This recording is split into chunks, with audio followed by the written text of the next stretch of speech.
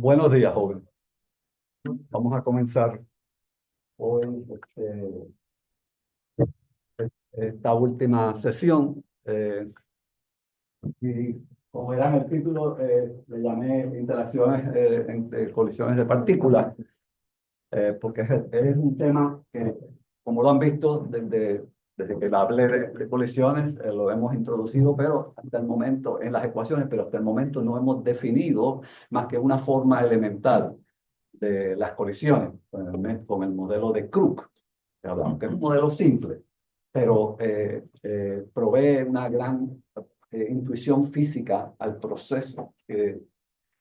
Como vieron, pudimos demostrar que la función de distribución se relaja a una maxwelliana cuando hay colisiones, una colisión constante, por ejemplo, en ese caso, en función de tiempo. Pero hoy lo que quiero darles en una forma fenomenológica, porque matemáticamente toma bastante tiempo el desarrollar ese término que llamamos delta F, delta T de colisiones, la forma que se obtiene. Hay varias formas de representarlo, pero esa es la fuente donde las interacciones entre las partículas se llevan a cabo. Ahora, las interacciones hay que distinguirlas de dos formas. Una es si tenemos, por ejemplo, una carga interactuando con otra carga. La otra es si tenemos cargas o neutros con neutros. La razón es bien simple. En este caso, las fuerzas de Coulomb entran en acción inmediatamente, mientras que en el caso de una carga de una interacción neutra, de una partícula neutra, no hay interacción coulombica. Y la importancia de esto es la siguiente. Imagínense ustedes que tienen una partícula en un sitio, digamos que está estacionaria, y en algún momento dado otra partícula, digamos que tiene una carga positiva, por darle una carga. Viene una carga positiva a una cierta distancia, que nosotros le llamamos la distancia o el parámetro de impacto. Mientras más pequeña es esta distancia, la probabilidad de que esta partícula interactúe con esta es mucho mayor. Y esa partícula viene y como siente el campo de interacción extensa de alto rango, inmediatamente comienza a deflexionar. A deflexionar. Esta interacción obviamente no es una interacción binaria o directa, sino es debido al campo de Coulomb. Si la partícula hubiese sido de carga opuesta, entonces la partícula hubiese venido directamente aquí y deflexiona hacia acá, una curvatura hacia abajo, en la otra dirección, porque tiende observa que al cargas opuestas hay una atracción y la partícula deflexiona en esta forma. Claro, aquí estoy asumiendo que esta partícula está estacionaria, ¿verdad? Pero las partículas pueden estar en movimiento y ellas pueden encontrarse unas a otras y están exactamente, tienen una distancia crítica cuando ellos están una cerca de la otra que le llamamos el parámetro de impacto, que se entra en las ecuaciones de alguna forma para representar sí que hay un tipo de colisión. Nuevamente, debido a que en el caso de partículas cargadas, las fuerzas son de largo alcance, hay múltiples interacciones, porque una partícula que está por allá arriba, en el techo, y se está moviendo, siente el campo de Coulomb. O una partícula que está allá también, o sea, que no necesariamente están en el plano, pueden estar en el espacio, en tres dimensiones alrededor de esta partícula. Entonces, cada una de esas interacciones se las puede pensar como son parte de múltiples interacciones. Y ese hace una gran diferencia con relación, si la comparamos, este tipo de interacción, con el caso de interacciones de corto alcance, como son las interacciones binarias, donde una partícula viene, golpea y se desvía de igual forma. Y existe también, nuevamente, un parámetro de impacto. Ahora, si la partícula sea cargada, o sea, si esta es neutra y esta puede estar cargada o puede ser neutra, está por acá, no existe una interacción. El parámetro de impacto para los efectos es irrelevante en el sentido de que no hay interacción binaria entre ellas. La teoría original de colisiones que comenzó bajo Boltzmann, en general tomó más en cuenta la interacción de corto alcance. Y se logró desarrollar en términos de los parámetros, como yo digo, el parámetro de impacto, la velocidad antes de la colisión, después de la colisión, el ángulo de deflexión, cuando la partícula deflexiona, etcétera. Varias condiciones se introdujeron en la teoría que permitían tener una idea de cómo esta colisión va a ocurrir. También se decidió, cuando Boltzmann desarrolló la ecuación que describe el sistema, el siempre colocar las colisiones en el lado derecho de la ecuación, que es lo que hemos estado viendo constantemente, que es un término que le llamamos el término de colisión, pero no le dimos una forma específica. Ahora, el problema es que en el caso de plasma, estas interacciones múltiples son bien importantes y no es fácil representarlas. Hay que buscar una forma simple en que se pueda hacer. En general, lo que se hace es que se usa la teoría de las interacciones binarias y se le aplica hasta cierto punto las interacciones de Coulomb.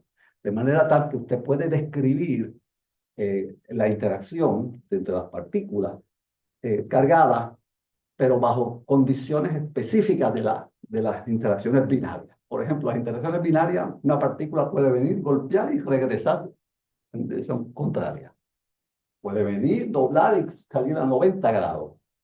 Lo que se hizo fue en este proceso de interacción, conociendo los parámetros de impacto, el área transversal donde se encuentran las partículas con que van a colisionar y de las que entran, lo que se hizo fue que se asumió de que las partículas que interactúan van a hacerlo a ángulos pequeños. O sea, que la deflexión que van a sufrir las partículas en el caso de Coulomb, lo que se hizo es que se cogió la interacción binaria, que puede ocurrir a muchos ángulos, y solamente se utilizó aquella donde la interacción era, la deflexión que había entre las partículas era poca.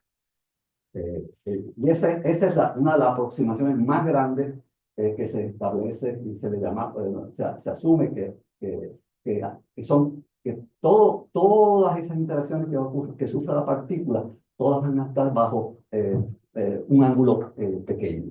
Si usted lograse ver qué le pasa a una partícula en un plasma cuando está interactuando por los campos de Coulomb, usted, si pudiera ver eso, lo que vería sería una topología parecida a todos estos pequeños piquitos y saltos y brincos de la partícula, porque esa partícula está siendo afectada por los campos no solamente de la que va a ser el target o el blanco inicial, sino partículas que están allá, sienten o producen el efecto porque son de distancia de largo alcance.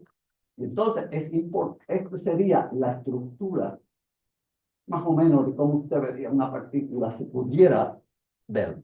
Pero en general, si nuestros ojos y nuestra representación que queremos hacer va a ser una que va a ser suavizada de alguna forma.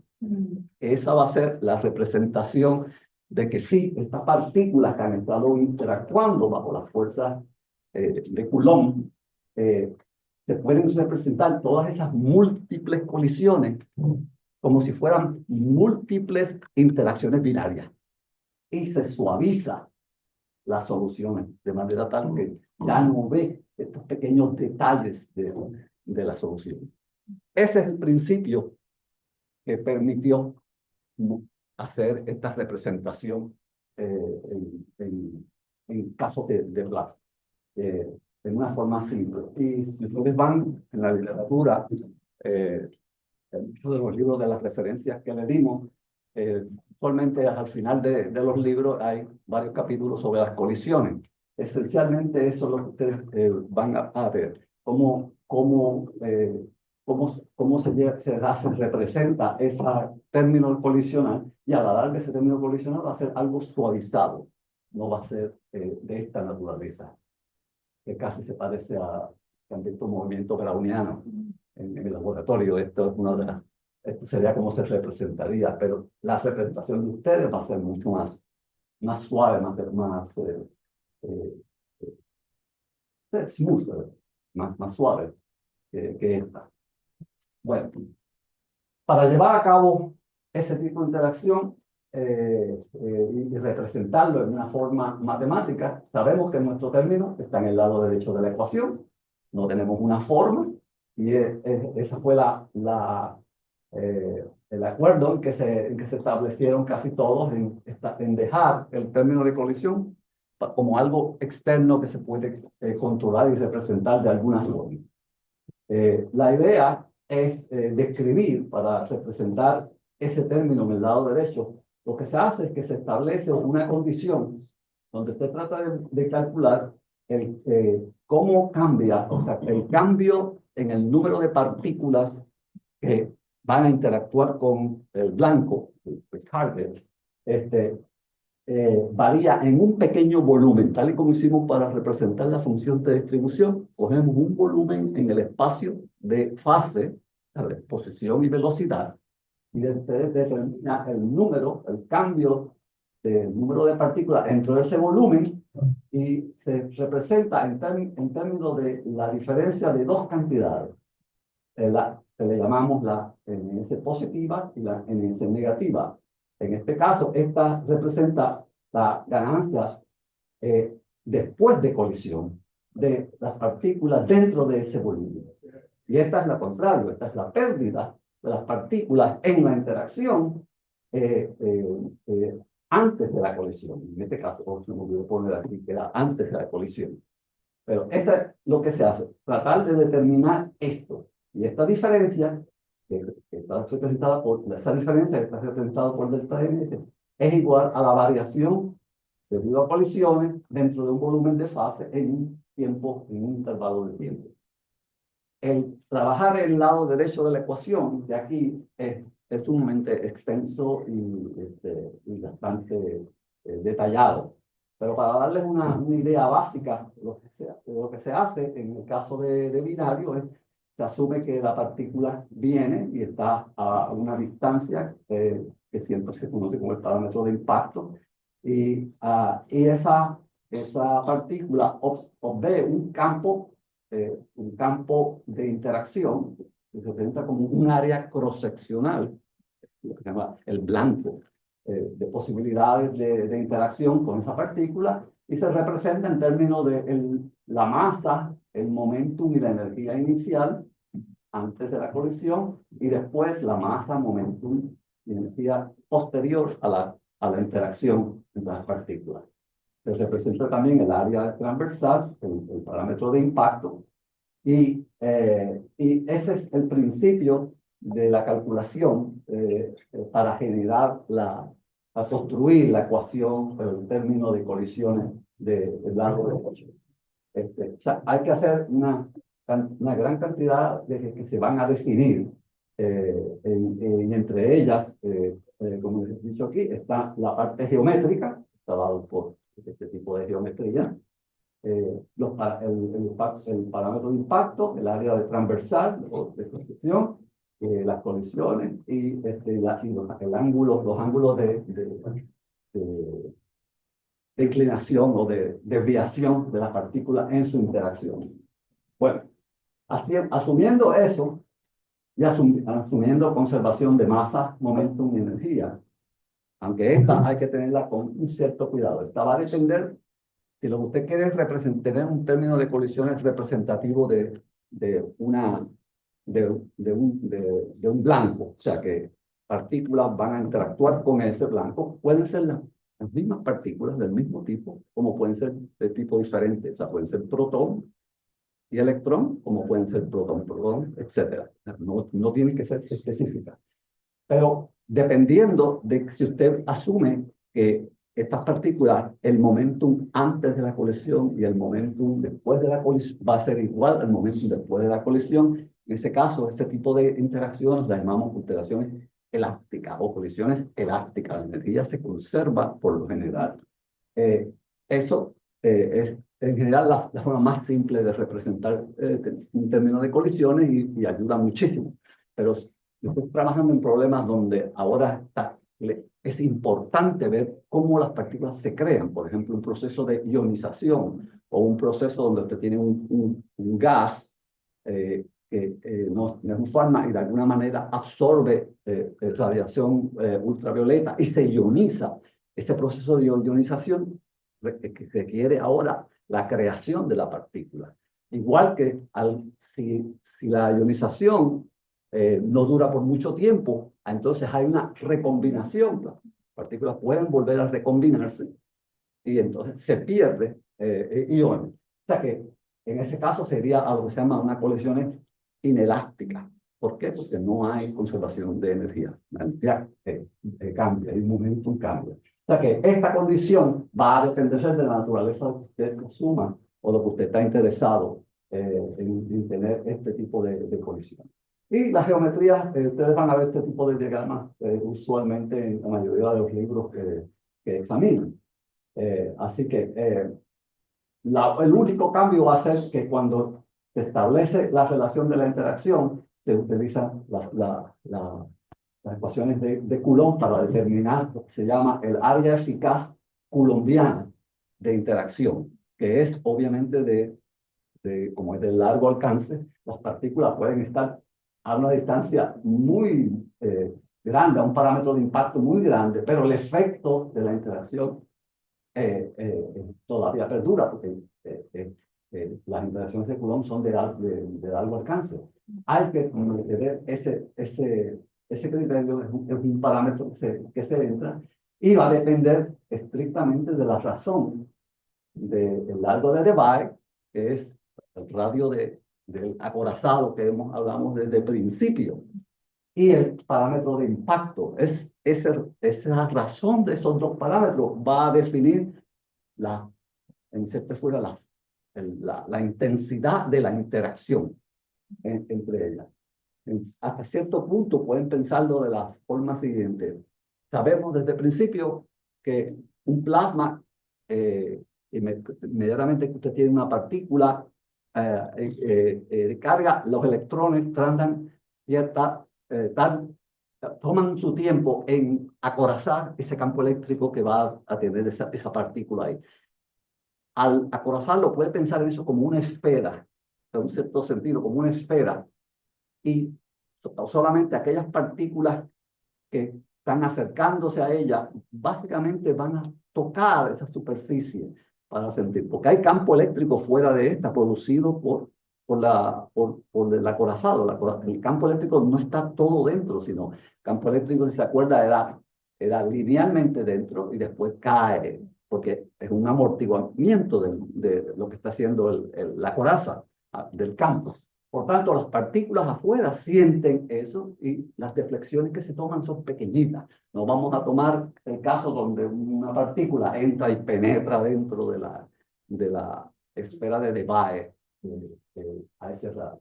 Por tanto, cualquier cálculo que se vaya a hacer en la integración del área transversal va a envolver, para el caso de Coulomb, que es muy importante, la distancia de Debye. Y la otra es el parámetro de impacto, porque esa va a definir cuán cercano está al blanco de colisión. Y nuevamente, esas ecuaciones que se desarrollan, que vienen de la interacción binaria, ¿cierto? Con las condiciones de Coulomb, se asumen que hay muchas de ellas para poder representar múltiples interacciones de Coulomb. Cuando todas estas condiciones se establecen, y en adición tomamos, por ejemplo, bueno, ya les hablé de que la interacción pueden ser condiciones elásticas o inelásticas, dependiendo de eso.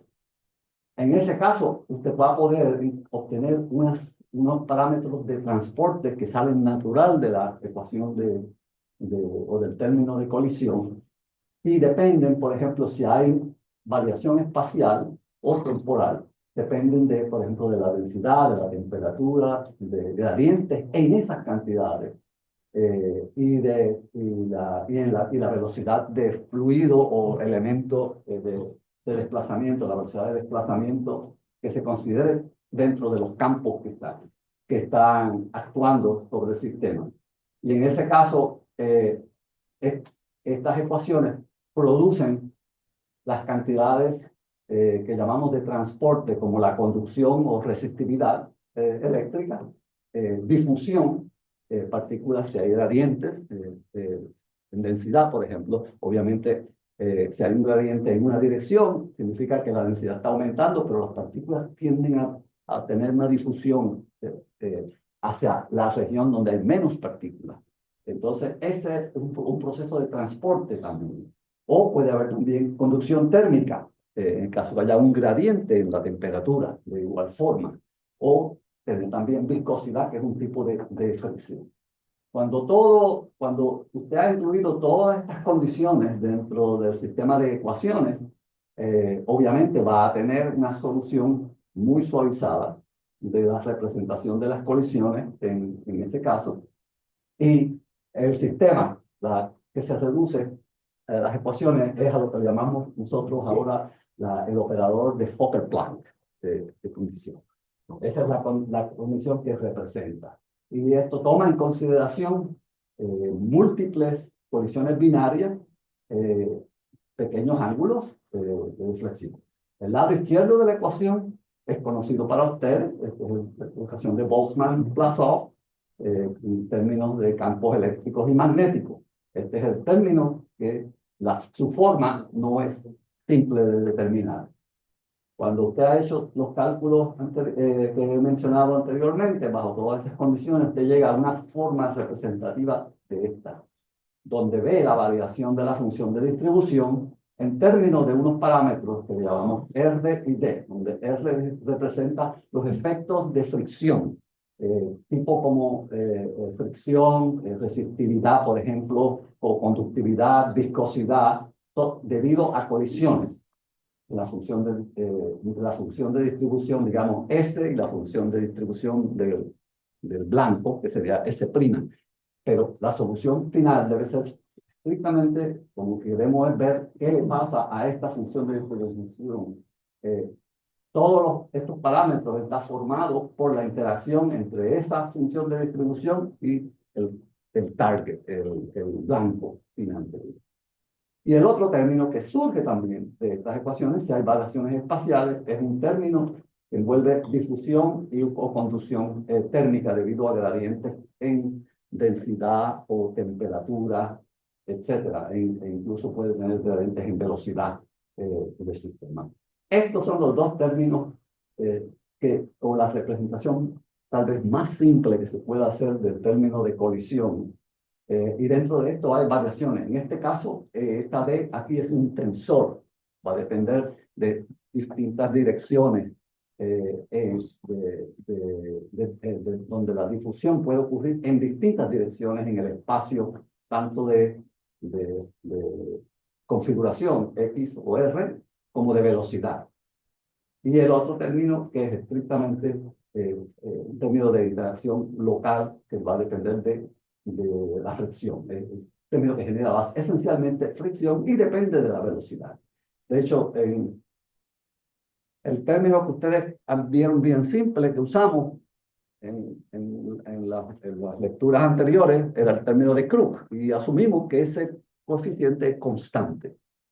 Ese coeficiente en general va a ser una función de velocidad, va a depender de la velocidad, porque no todas las partículas van a ver el blanco de la misma forma. De hecho, no sé si ustedes lo han experimentado en su vida, caminando donde, por ejemplo, hay mucha gente. La gente se está moviendo por todos lados. Ustedes notarán que se mueven lentamente. La probabilidad de colisiones es mucho mayor que si se movieran rápidamente. Tiempo de interacción mucho menos Y el área de cross-sección virtualmente se reduce. Es increíble pensar eso, pero ocurre. No estoy abocando a que estén por ahí corriendo automóviles a alta velocidad ni nada de eso. Lo que es un concepto físico, pero es muy interesante que el área transversal se reduce con la velocidad, con el aumento en la velocidad en la dirección. Así que esta es la forma representativa de Fokker-Planck. Me hubiese gustado llevarlos por el camino de cómo usando observación de masa, momentum y energía uno llega a estos principios y el principio de flujo. Casi todo se determina definiendo el flujo de las partículas.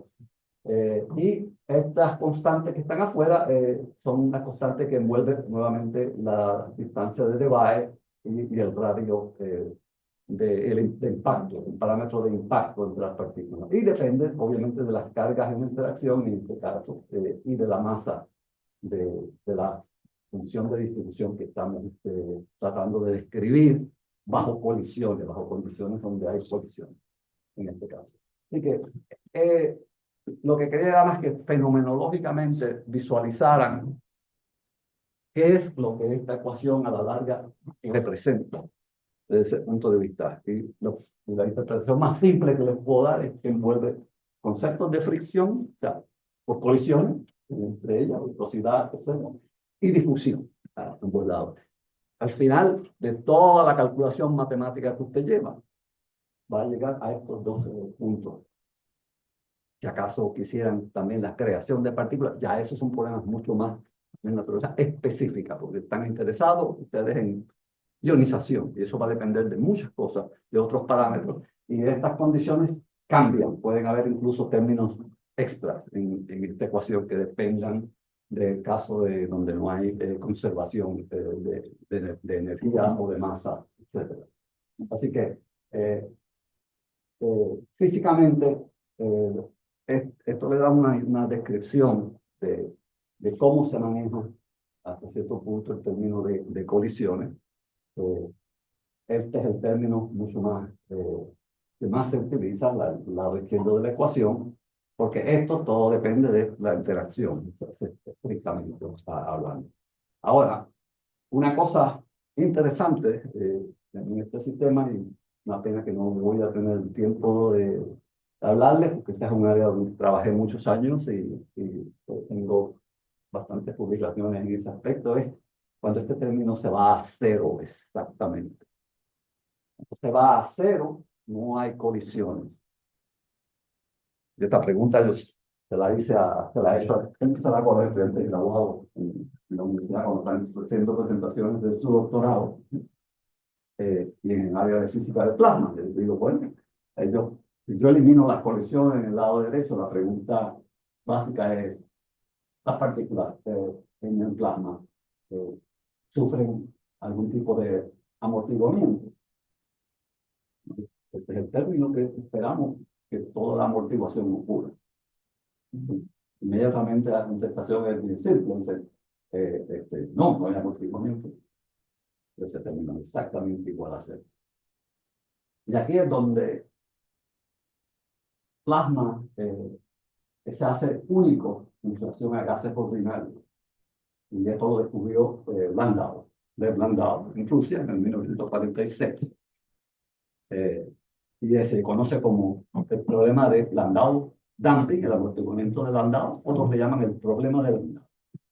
Lo van a ver en muchos libros y es bien interesante porque provee ahora una característica bien interesante de la evolución de esta función de distribución, que aun cuando este término sea igual a cero en el lado derecho, existe una amortiguación inherente en el plasma. Se conoce como la amortiguación de Landau o el crecimiento también de Landau. Y el problema es en la explicación. Y es un problema muy controversial cuando Landau lo hizo, porque lo descubrió en el 1946. Él dijo, si yo tengo un plasma y lo someto a un campo eléctrico, en un plasma que está en equilibrio termodinámico, todas las partículas están en equilibrio termodinámico, observaba que ese campo eléctrico se amortiguaba, aun cuando no hay colisiones entre las partículas. Y él lo descifró, él lo describió por una ecuación matemática, totalmente, resolviendo esta ecuación en el espacio de Fourier y representando los modos de oscilación de tipo onda. Él encuentra que esta solución tiene una resonancia y esa resonancia es de alguna forma introducida el fenómeno de Landau, de la multiplicación de Landau. ¿Por qué introdujo eso? Porque él no lo vio desde un punto de vista físico. Él dijo, veo la ecuación matemática, tiene una resonancia, pero me doy cuenta que la ecuación se parece a la ecuación de Cauchy en matemáticas, que es una ecuación donde tiene una función dividida entre un polo. Y para la única forma de resolverlo es decir, señores, yo quiero resolver la solución de esta ecuación, yo asumo que me voy al plano complejo, que las cantidades donde está la resonancia, pues, digamos z menos z0, si z es igual a z0, el sistema explota. Pero si usted se va al plano complejo, no necesariamente, porque hay una parte imaginaria que resulta. O sea, que desde una ecuación matemática, desde un concepto matemático, él dijo, esto, si no es, este término no existe, la única forma de resolverlo es asumiendo que existe una parte imaginaria natural del sistema, una oscilación que permite integrar esta ecuación y resolverla. Bueno, él publicó el artículo y de ahí fue en 46 y no fue hasta el 1962-63 donde los físicos discutían que eso no es posible, eso es una característica matemática, no, eso no ocurre. No vemos cómo va a haber una amortiguación si no tenemos colisiones. Eso trajo un conflicto bien grande por todos esos años. Y en el 1963, 64, en el Naval Research Lab, dos experimentalistas lograron crear, bueno, en esa época se avanzó bastante, crear cámaras de vacío lo suficientemente buenas como para reducir el número de colisiones y lograron reproducir el cálculo teórico de Landau, donde Landau demuestra una solución que se conoce hoy día como el amortiguamiento de Landau, y ellos la pudieron reproducir para el mismo tipo de plasma. Y ahí acabó toda la controversia entre ellos. Esto ocurre mucho en física. Sí. Los black holes vienen de una singularidad matemática, de la misma forma en las ecuaciones de gravitación. Eso ocurre mucho en el campo de la física, y esta fue, yo diría, tal vez el evento más importante que dio a esta ecuación interés y se reanudó. Y el estudio de ella, de esta ecuación, ha continuado después de eso por mucho, mucho tiempo. A finales de más o menos de los años 2000, yo comencé nuevamente a trabajar esto con un colega en NASA y tratar de ver si podíamos visualizar el fenómeno de Landau, porque no es fácil visualizarlo, qué está pasando. Se puede resolver esta ecuación numéricamente y va a encontrar grandes problemas. Una ecuación, esto igual a cero, que parece ser simple, mucho más simple que esta. Sin embargo, es más complicada resolver esa igual a cero que con todos estos términos aquí. Porque todos estos términos van a amortiguar, van a causar algún tipo de relajamiento. Esta no. Igual a cero, no, y específicamente produce relajamiento inicial, va a tomar un cierto tiempo. Y numéricamente trae ciertos problemas que no son, no son simples de resolver. En uno de los casos, hay ocurre, cuando usted está resolviendo esta ecuación igual a cero, la función de distribución se hace bien oscilatoria y crea unos picos, unos filamentos que van creciendo se hacen más y más abundantes, de manera tal que cuando usted trata de visualizar la función de distribución no la puede ver, pero está ahí, es la solución exacta matemática. Yo tengo algo aquí que mantuve de esto, que lo quería enseñar, tratar de resolver este tipo de problemas. Eh, bueno, este es más o menos lo que le hablé de Landau, o sea, de Landau, la encuesta 36 definió esto y la importancia del problema. Pero, este es el resultado experimental, donde se demostró aquí el amortiguamiento de Landau, exactamente. La predicción teórica y la predicción experimental. Este fue el Malberg y Wharton en el 64, los que realmente descifraron que sí, que es un fenómeno físico, que sí ocurre. Y obviamente se ve en el campo eléctrico la amortiguación. Ahora, hay otra forma de representarla, pero para hacerlo simple, la idea es que usted tiene una función de distribución y usted establece un modo de oscilación en el sistema, digamos, a una velocidad de fase que resuena con estas partículas. La forma de visualizar de por qué se amortigua es la siguiente. Obviamente las partículas que están exactamente a estas están resonando y estas contribuirían a la parte imaginaria de esto, pero realmente las que contribuyen es que en este caso el número de partículas levemente antes de la velocidad de fase, el número de partículas es mucho mayor que levemente después de la resonancia. Es decir, aquí hay menos partículas, que es el área bajo la curva, con relación a esta. En este caso, las partículas estas ganan y se ponen, y se tienden la función de difusión tiende a evolucionar y a crear como un plató.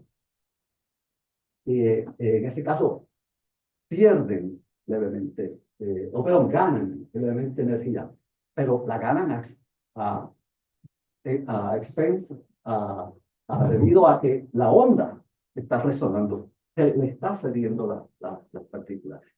Y el efecto total es que la resonancia, la onda y las partículas están intercambiando energía, pero es un intercambio de energía que es equivalente a decir,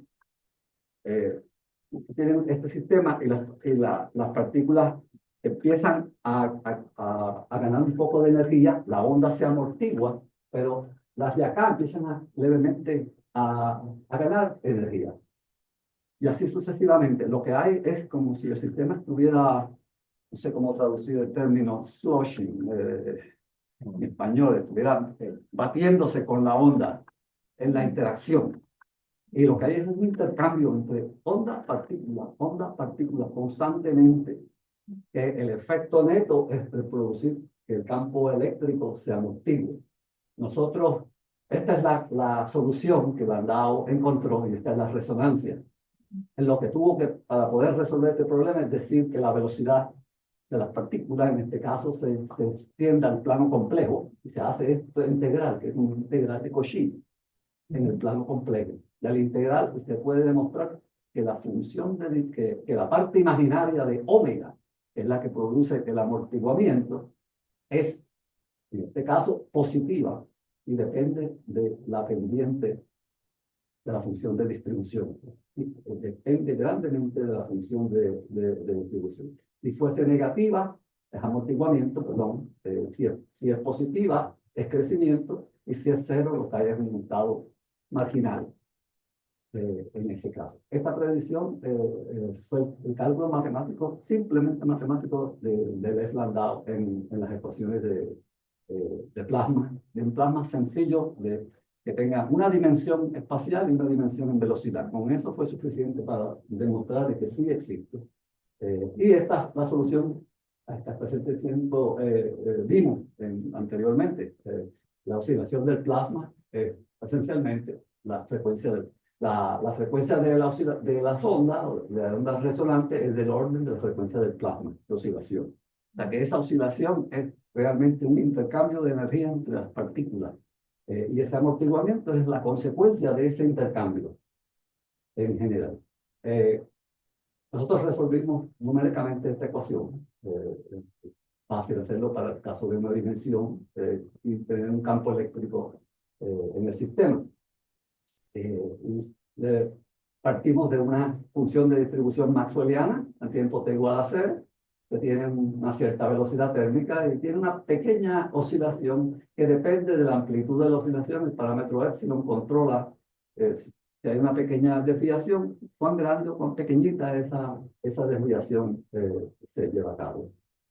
Usted comienza a hacer la simulación y parte de t igual a 0, note que esta es la perturbación que pusimos levemente. Casi se ve recto esto, pero hay una pequeña oscilación ahí en el sistema. Lo interesante es ver si esa oscilación se amortigua o no. Tenemos una representación de esto en el espacio de dos dimensiones, de espacio y velocidad y espacio. Este pico que está aquí corresponde a este pico levemente acá, y aquí está más bajito, y acá está más bajito, aquí corresponde a este que está aquí. Pues esta solución, se comienza t igual a 0, y ahora te lo deja evolucionar el espacio, y exactamente lo que observa es estas oscilaciones. Distintos modos empiezan a resurgir en el sistema, y todos comienzan y se amplifican, se pueden amplificar también posterior a eso, pero todo va a depender de este parámetro, de la amplitud que usted ponga inicialmente en la interacción. Pero claramente se ve que hay un amortiguamiento inicial en los diferentes modos. Nosotros hicimos este experimento y exactamente numéricamente, computacionalmente, y demostramos que cuando el valor de epsilon es pequeñito, tal y como Landau lo dijo, una pequeña perturbación, lo único que uno ve es amortiguamiento. Total, no vemos nada más. Si el valor de epsilon está por encima de cierto valor de crítico, la solución se amortigua y después comienza levemente a crecer. Esto sería lo que llaman el crecimiento de Landau. Y dependiendo de cómo usted escoja ese valor, de que llegar hasta ese punto crítico, puede llegar a un plató donde ya no hay ni amortiguamiento ni crecimiento. Y, y vemos qué le está pasando a la función de distribución en cada caso. Y es bien interesante. El caso más simple es este, donde nada está ocurriendo. Hay una amortiguación y no hay nada ocurriendo. En ambos lados de la función de distribución, este es donde va a haber la resonancia.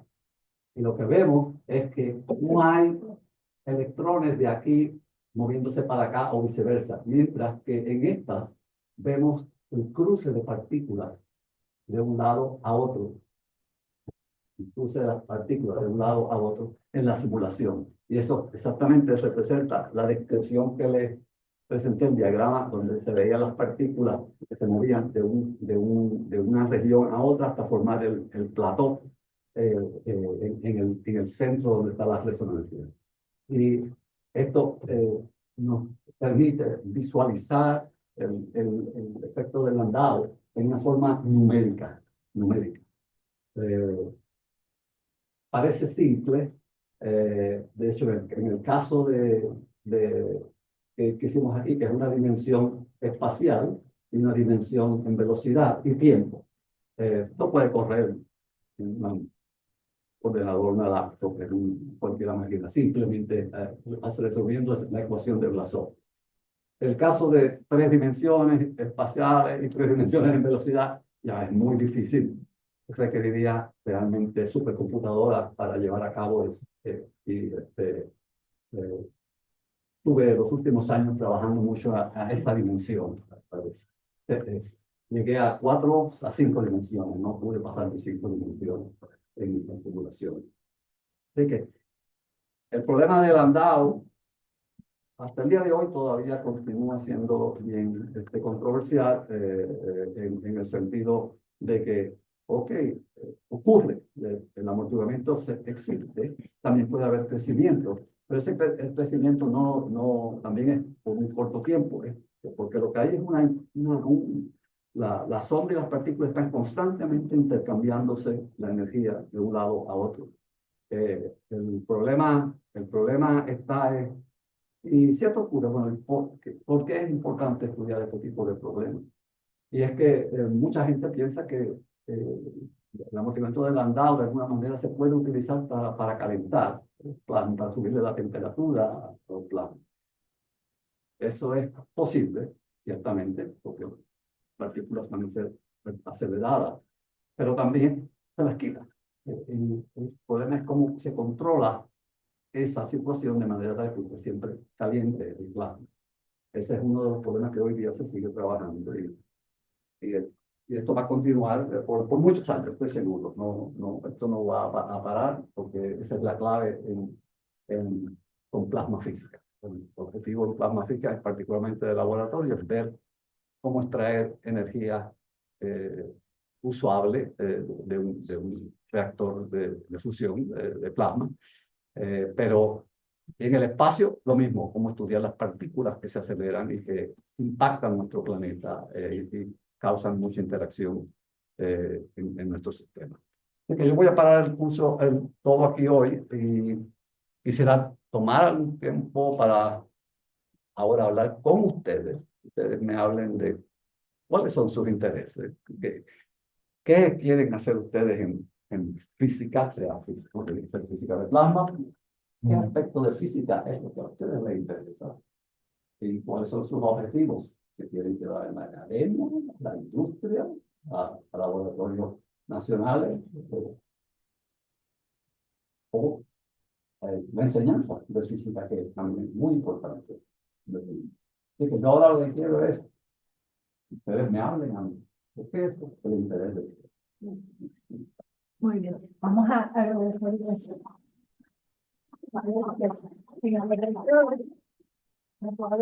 y entonces abrimos para, ¿no?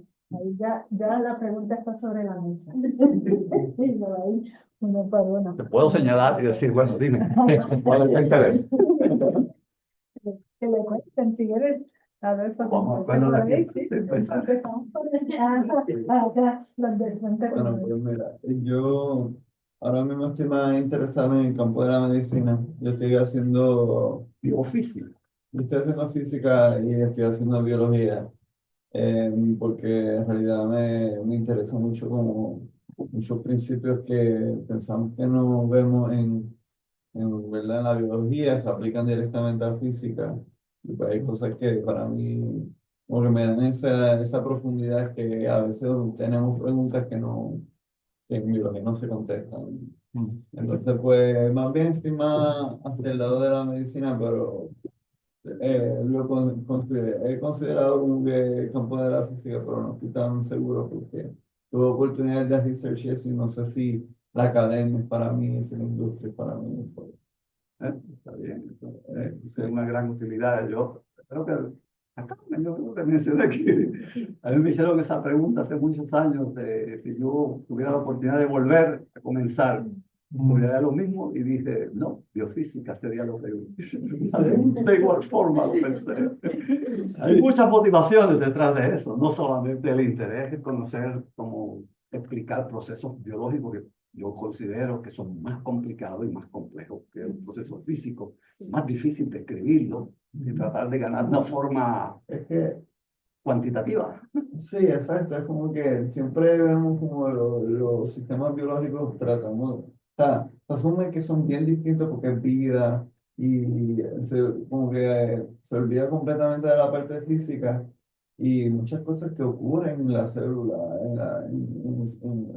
en ese nivel biológico, pues son por concentraciones, por campos eléctricos, cómo una enzima se interactúa entre ellas. Para mí como que me interesa mucho y eran preguntas que tenía que si me quedaba en biología nada más me la tenía.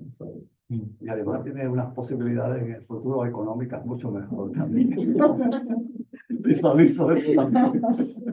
Hasta cierto punto, si te quedas en áreas puras, directamente. No, pero gracias por compartirlo.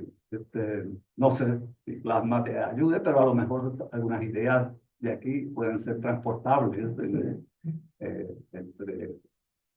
entre los procesos biológicos y los procesos físicos. Encontrar siempre descripciones matemáticas, físicas, para explicar la naturaleza biológica del proceso.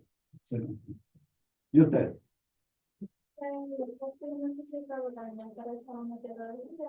Meteorología. Pienso que la ciencia más cercana a lo que me interesa y me interesa saber sobre la atmósfera, el sol. Las ecuaciones de fluido ya las tiene. Y el lado derecho hoy vio que puede incluir viscosidad y todos otros procesos que sí son importantes en el estudio meteorológico. Y claro, estamos interesados más en lo macroscópico, efectos más globales en el país.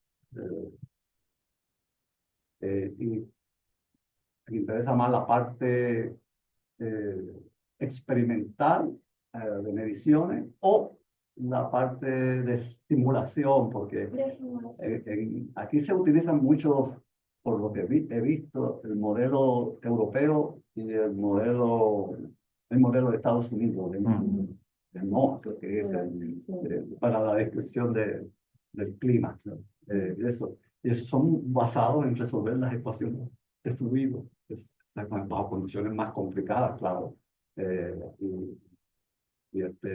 Hay simulaciones de ese tipo que están corriendo constantemente, que la entrada, que la evolución, lo que van a predecir depende de la información que se coloca todos los días o días varios días de antelación, y ellos evolucionan a partir de esas condiciones. O sea que es un campo interesante. Espero que tenga mucho éxito y grande. Y definitivamente va a ser muy bueno para trabajo local aquí en la isla como en cualquier otro lugar. ¿Y usted? Oh, perdón, ya. Sí, perdón. Yo estudio física y matemática Ajá. y quisiera irme puramente a teoría, puramente a academia, a irme a lo más fundamental posible. A mí me interesan las ideas de campos cuánticos y de gravedad, las teorías como que más base que describen los procesos físicos. Sí. Y también le meto la matemática para entender el formalismo y qué cosas de matemática pura puedo meter para entender la física desde una nueva perspectiva. Um, y sí, eso es lo que me interesa mucho, Sí. la física teórica pura y teorías más profundas que describan fenómenos y unifiquen teorías ya existentes. Ya. O sea, que quieres continuar el trabajo de Einstein, de los grandes físicos, en gravitación o ¿En qué? que si quieres continuar la búsqueda Sí. de la unificación de todos los campos en una forma cerrada y matemática, obviamente. Eso es muy bueno, es duro, no hay duda. Mucha gente entra por ese lado y es bonito. Pues es todo muy elegante en la parte matemática de los sistemas. Y me imagino que estarás pensando irte afuera. Sí, a donde me cojan. ¿A dónde? A donde me Donde te acepten. acepten en universidades. Y trabajar con Sí. otros interesados en el tema, con matemáticos, con Sí. cosmólogos, con los de partículas, y ver hasta dónde llego, qué puedo añadir yo para ayudar a unificar la física, las diferentes ramas de física que todavía están como que en conflicto, conflicto, que hay agujeros en nuestro conocimiento entre gravedad y Y cuántica. cuántica. Es interesante, así que hay sitios muy interesantes, diría yo. En mi opinión, ese sería un campo donde pensaría mucho en Europa, Mm, particularmente Alemania. pero bueno, En Hannover, hay uno de los Max Planck. Así que todavía pues, se estudia eso profundamente y son muy, muy buenos. Piénsalo en estén mirando las distintas instituciones. Estados Unidos también, yo diría Princeton, uno de los que nos son. Y ahora, Yo estoy estudiando, terminando mi maestría, pero mi concentración en aeronaves es en nuclear combinado con material. ligada con matemáticas. Nuclear Nuclear. combinado con material. Con materiales. Creo que aquí un énfasis bien grande en este campus. Sí. Que ustedes están con un programa de doctorado con el departamento de como en física química o química física. Sí, pero el doctorado, la maestría es física somática. Una combinación, claro, entonces, con los profesores que hay de investigación, pues sí, es especial. Estoy con el profesor. Sí. Y la ciencia de materiales hoy día es muy buscada Sí. en muchos sitios. Yo creo que en cuanto a probabilidades de trabajo, de empleo, definitivamente. Me gusta la parte teórica o experimental. Las dos. Ah, La combinación. excelente, excelente. Que tengas la conexión siempre Sí. de ambos lados. Me alegro. Te deseo lo mejor. ¿Sí? ¿Y tú? Ah, yo también estoy terminando la maestría, un enfoque más en la astrofísica. de los físicos.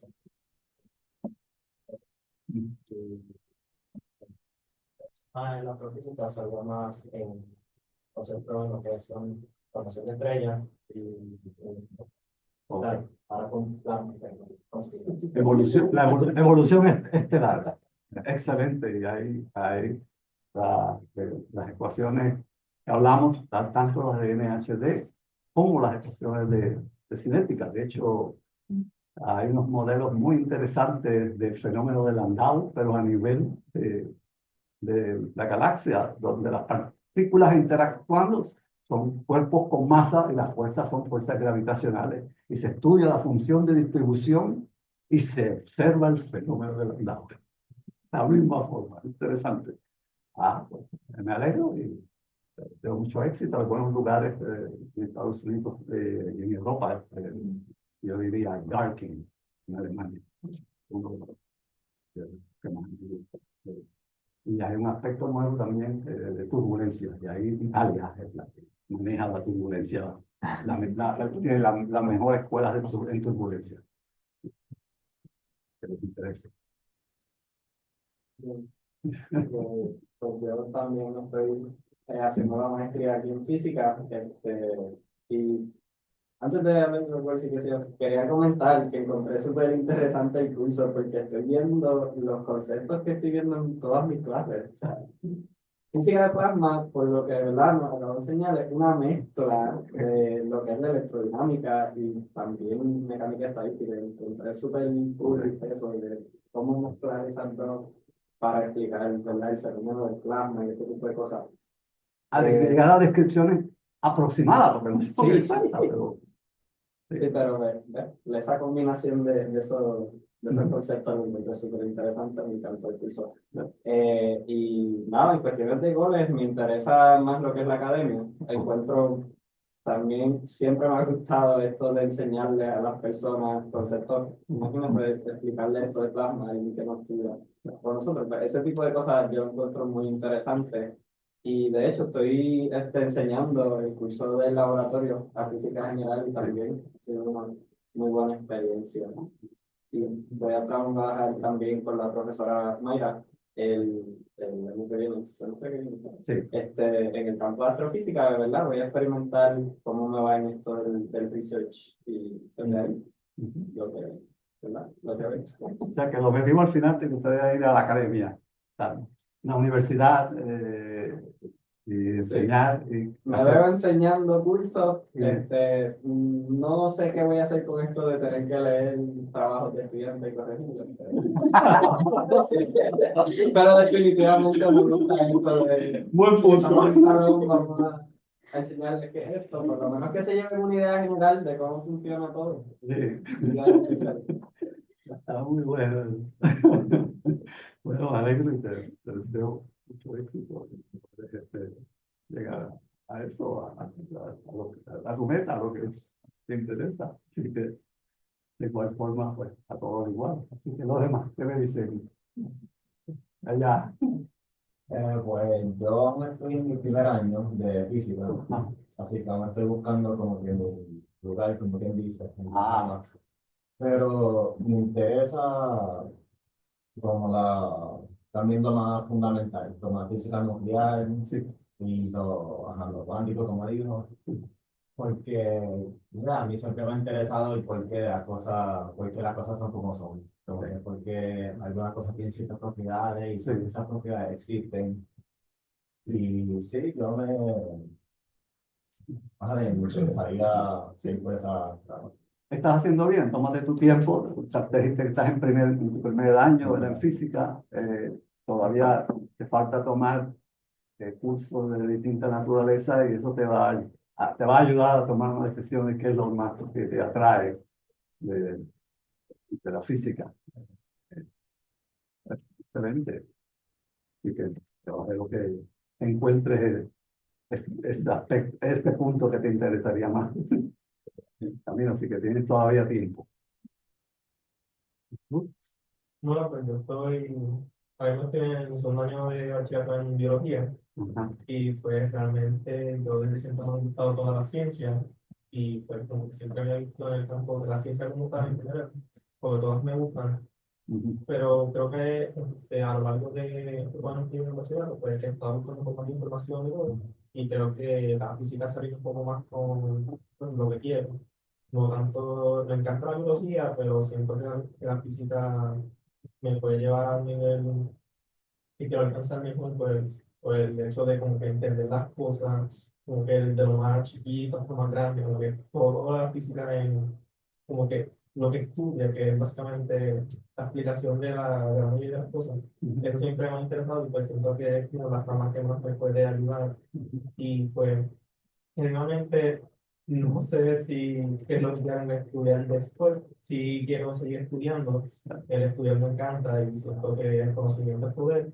Y generalmente estoy pues, ansioso de coger a ciertas clases para ver cuál me gusta más, cuál me gusta menos, para poder ir decidiendo, descartando posibilidades. ¿Te gusta más la parte experimental o la parte teórica o la parte Siento computacional? me gusta más la teórica, la La teórica. experimental me gusta, los laboratorios me han gustado, pero siempre me ha gustado más la teoría.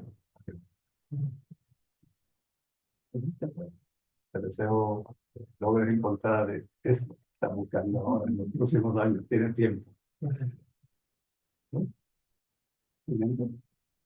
Bueno, pues yo ni siquiera he empezado, solamente voy a estudiar física, pero tengo que poner unas clases antes, así que todavía no sé. Pero en verdad a mí lo que me interesa es la astronomía. Yo, a mí me gusta mucho como que tener mi telescopio y buscar las cosas, estrellas, galaxias, lo que sea. Todavía no puedo ver las galaxias porque no tengo un telescopio tan bueno, pero esa parte me gusta y en verdad no sé qué debo estudiar o qué debo hacer para lograr eso. Tienes que coger la física básica, no hay duda, entender las leyes fundamentales de física antes de proceder a la observación estelar de nuestro sistema solar como el resto del universo, como yo digo. Así que espero que lo logres y que tienes tiempo todavía de joven. Queda. Te deseo lo mejor. Claro. Acá. Último año.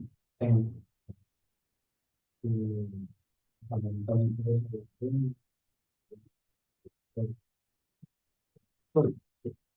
Experimental también. Excelente. Entonces, eh, algo en particular, científico. De hecho, estamos empezando a todo lo que es física real.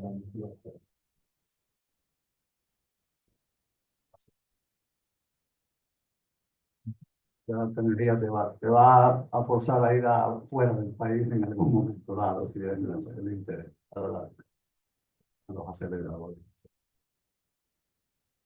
Pues me alegro que todos tengan. Perdón, que habías entrado. He estado todos los días en la clase virtual, igual como quería darle las gracias porque, pues, para mí, yo soy originalmente de literatura y hice física, el bachillerato aquí en el departamento, y me cambié de la maestría de física a educación en currículo y enseñanza con especialidad en ciencia, o sea, educación científica con especialidad en física. Y yo estoy justo ahora terminando. Parte de mi grado es establecer un proyecto que yo quisiera implantar, y de lo que yo estoy trabajando específicamente es las tecnologías de la información dentro de la enseñanza universitaria. Así que pues este curso me permite un poco ampliar en eso, dado que pues fue como una experiencia híbrida, tenemos como los laboratorios, y pues me funcionó como experiencia para dirigir el proyecto. Y no había cogido una clase con plasma, yo sí cogí, como digo, uno de los compañeros que venía escuchando yo la clase de virtual, sí cogí las clases de mecánica de maestría y las de electron, y tuve un laboratorio con un profesor que ya no está con nosotros sobre quantum dotting. Así que un poco como, fue como un poco revivir toda esa información. ¿Verdad? Dijiste me parece que mencionaste al principio que te mencionaba la parte de educación. Sí, cuando yo empecé aquí, la física, como se enseña de maestría aquí, es como tenemos una secuencia bastante estricta y como yo tengo una situación de salud un poco extraña, pues no me coincidía la línea de curricular, pero no quería alejarme de la ciencia porque me encanta la ciencia, me encanta la física en particular, pero me gustan las otras ciencias también.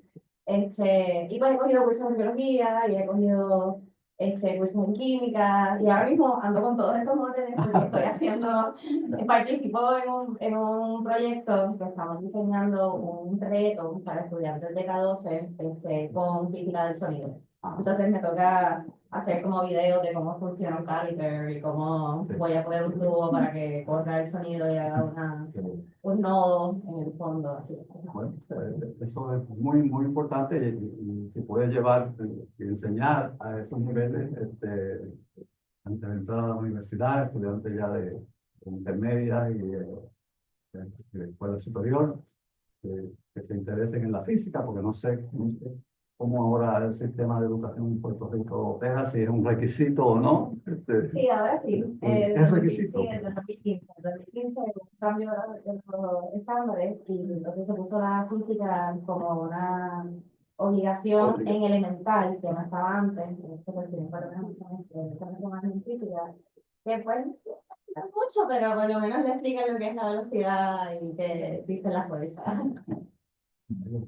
Pues deseo mucho éxito y sí, Gracias. espero que esto te haya servido de alguna forma. Sí, Para mucho. alguno que se me haya quedado, que no me haya podido hacer la pregunta. Perdón, sí, a que llegaste ahora mismo.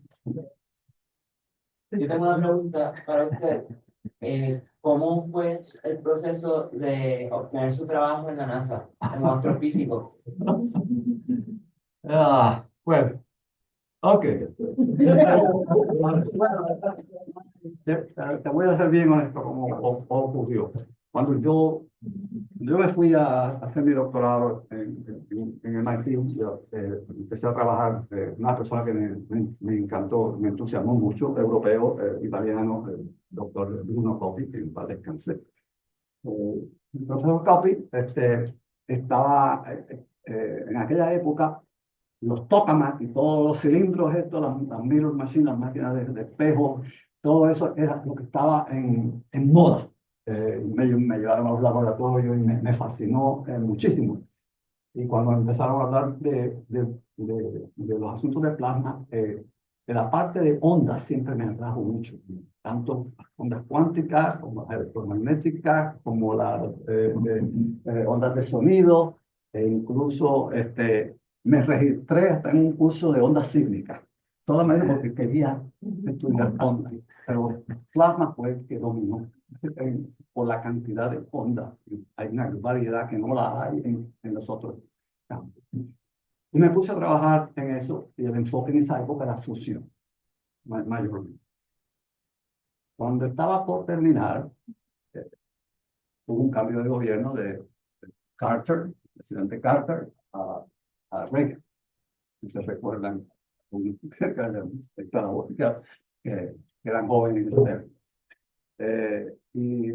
Carter, presidente Reagan, dijo, bueno, lo voy a recortar en el gobierno, ciertos departamentos se van a reducir, incluso en el Departamento de Energía, en fusión, y van a haber recortes grandes.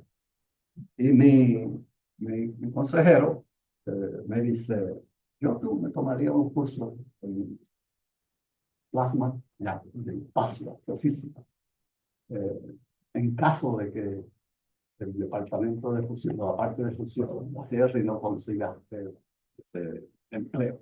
Pues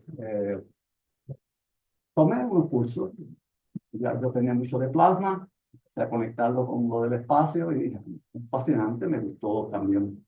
Y decidí aplicar, ya apliqué a varios lugares, universidades como laboratorios internacionales, laboratorios nacionales, quiero decir. E incluso Puerto Rico, que bueno, Arecibo, el observatorio de Arecibo, que también estaba interesado. Apliqué a tal vez como 8 o 9 instituciones distintas. Y al final, entre ellas, NASA vino con la mejor oferta. Eso fue lo que me llevó a mí directamente de Boston a Washington, donde pues estuve por casi 40 años operando en distintos proyectos. Y me encantó, no voy a negar, fue interesante ver cómo se hacían las cosas en el espacio. A veces los colegas con que conocí, pues muchos me decían, tú vienes del laboratorio, pero en el espacio no hacemos las cosas de la misma forma, la instrumentación es diferente. Y lo que hice fue los primeros 3 años en meterme de lleno en ver cómo operaban los instrumentos de partículas de plasma, medir las densidades. Siempre como para aprender y entender todas aquellas ecuaciones que yo tenía en mi cabeza de cómo se hacía en el laboratorio, en fusión, cómo se hacía en el espacio. Y eso pues, me ayudó muchísimo durante el tiempo que estuve. Y así fue que mi carrera continuó en plasma. Hasta, bueno, me casi retiré. Casi retiré. No estoy totalmente retirado. Casi retiré. Y hago ahora este tipo de lectures, de clases. Hago aquí, en Sudamérica, y en Europa, especialmente en España. Y todavía conservo algo de investigación con algunos grupos, pero siempre ahora tomé la posesión de estar más en segundo plano, tercer plano en la investigación, sino que mantengo y contribuyo en lo que puedo en la investigación. Así que esa parte es la que siempre me ha atraído mucho más. Nunca me había dedicado a la enseñanza. La enseñanza es algo que retomé al final, esencialmente. Y tuve la oportunidad de tener una gran cantidad de postdocs en dos de orden, 15 o 20 postdocs a ver, periodos de años, de 20, 30 años, que pude mantenerlos y ayudarme. Traté de conseguir postdocs de Puerto Rico, afortunadamente no tuve la suerte, me hubiese gustado, pero así que me he mantenido interesado. Así fue como llegué yo allá. No hubo nada especial, nada diferente. Pero ustedes tienen la misma posibilidad, estudiar, eh, y tal vez les voy a dar un consejo, es un consejo más basado en experiencia, que muchos chicos llegan, eh, tienen temor de que pues, se van a encontrar un trabajo donde hay chicos que vienen graduados de, qué sé yo, de Cornell, de Caltech, o de Southwestern University, o no importa de dónde, no se, no se sientan intimidados por la naturaleza de la educación de ese individuo con respecto a lo de ustedes. Aquí en Puerto Rico se enseña física muy bien por muchos años. De hecho, el doctor Facundo Hueso fue el que fundó física aquí. Y después de eso han venido otros eminentes físicos puertorriqueños que se han sido ilustres aquí y han enseñado los fundamentos. Y creo que la enseñanza es muy buena en física, física y matemática que llevamos. Y hoy día ahora con computación, obviamente, es mucho mejor. Pero no se intimiden cuando tengan que interactuar con gente que sí también son buenos, no se intimiden, sino bien, a veces con cierta cautela, ustedes se van y hacen los cálculos independientes. Cuando están claros en los cálculos, eso es lo mejor del mundo. No se puede decir, ya que estás diciendo eso, bueno, aquí tienes la pizarra, y en la pizarra demuéstrame. Y esta parte, ahí es donde se diferencian, se separan los niños de los grandes. Por eso les digo que ustedes continúen estudiando y no se intimiden. No se intimiden por otros individuos. Bueno, no importa sea en Estados Unidos o en Europa. No tengan miedo de expresarse, de expresar lo que saben de física. Y cuando no saben, muy honestamente, claramente, decir, no les entiendo, explícamelo. Ahora tú me vas a necesitar. Y ahí es donde ustedes pueden poner su mente claramente, decir, ¿cómo yo puedo hacer esto? Y trabajan independientemente y se hacen sus propios trabajos, pero no tengan miedo. Cualquier otra profesión. ¿En qué centro de NASA fue que usted trabajó? Ahora en Goddard, el Goddard Space Flight Center, que está en las afueras de Washington, D.C., en el lado de Maryland. Ese es un centro que es científico, estrictamente científico. Hay un gran grupo de ingenieros y por todos esos 40 años colaboré y trabajé mucho con ingenieros, que es muy interesante, y con ingenieros de Puerto Rico. Eran muy buenos en desarrollar la electrónica o la mecánica de los instrumentos que hicimos. Tuvimos también nuestros conflictos, porque está lo que decimos, lo que uno quisiera hacer, y están lo que las limitaciones experimentales. A veces queríamos que tuviera una resolución, un instrumento que tuviera una resolución en energía de 1%. El ingeniero me dice, no puedo llegar menos de 3%. Entonces, uno aprende a lidiar con eso y a llegar a un consenso de cómo operar de ese tipo de cosas. De hecho, en la última misión que tuve, que fue con el MMS, eran 4 satélites y controlábamos la separación entre ellos. Tratamos de llegar a 5 o 7 kilómetros de separación y los ingenieros se asustaron. Nos les pedíamos que mandaran los comandos para que se acercaran, porque queríamos resolver el espacio a esa distancia. No se pudo. Hasta que, como científico, se colabora con otros cuerpos, otros grupos técnicos que también son muy buenos y al final se llevan a cabo 2 proyectos. Se llevan a cabo. Y claro, todo esto cuesta, está todo ahí y a veces es frustrante porque trabajas en una cosa por muchos años y no se da. como me pasó la sonda de Parker. Es que desde que entré a NASA, empecé a trabajar en un satélite que fuese al Sol y no fue hasta el 2018 que finalmente se lanzó. Se comenzaba la misión y después de 2 o 3 años, el Congreso actual. Eso pasa mucho. Iba a representar al chico que llegó ahora, pero que estaba siguiendo la clase, para que cuando un día estamos diciendo, ¿no? Que se está estudiando, que se interesa.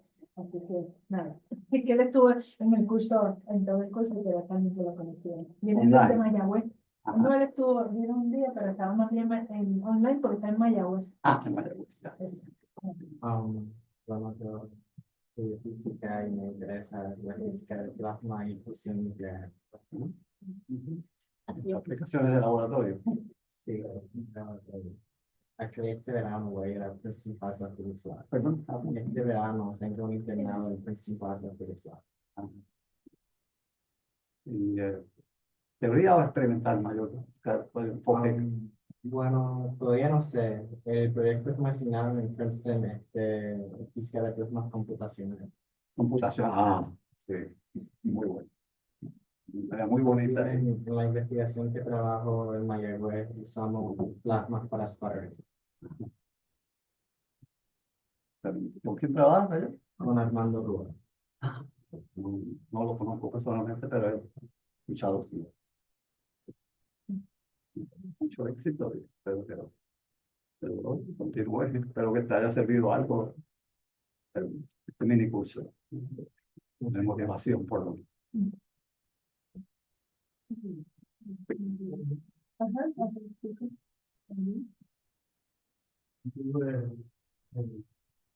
Mi interés principal era en astrofísica. En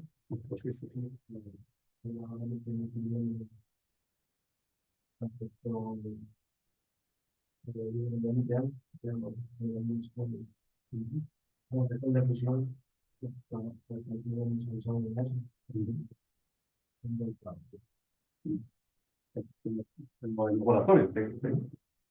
Y ese tipo de equipo, ¿dónde lo utilizas aquí? No soy más para pero no hay específicamente solamente una experiencia que veamos con el aspecto nuclear. Pero además de eso no hay muchas aplicaciones más reales, más digo el ejemplo más Un plasma de laboratorio, yo diría que la Universidad Politécnica, Politécnica, que tienen eso, Tiene alguna cosa. algunos equipos, sí. No sé si están activos o no, pero bueno, mucho éxito también. Tenemos un regalito para ti. No había necesidad. No sé, pero yo no sé algo. Queremos oficialmente darle a Adolfo pues, un presente de parte de nosotros aquí en la universidad. Le agradecemos muchísimo pues, el tiempo que nos ha dedicado a nosotras aquí. Todo el mes de marzo pues, tuvimos a Adolfo Figueroa aquí con nosotros, no solo para nosotras el minicurso, sino también para la comunidad que nos dio una charla pública donde vinieron estudiantes, maestros y jóvenes de todos tipos y no tan jóvenes también, así que estábamos todos allí, disfrutamos muchísimo su charla y nada, estamos muy extremadamente agradecidos por de verdad regalarnos todo este conocimiento y tu alegría por la ciencia, nos da muchísimo gusto estar aquí con nosotros, de verdad que sí. Muchas gracias a ustedes, a todos.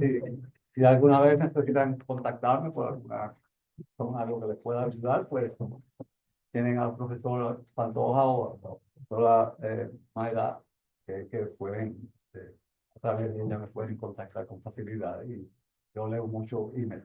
Por correo es la forma más fácil de contactar. Bueno, así que le deseo mucha suerte y quizás en otra época pues tenga la oportunidad de volver y hacer algo parecido o algo un poco más extendido donde pueda elaborar más en otros aspectos, más específicos. Así que buena suerte a todos y mucho éxito.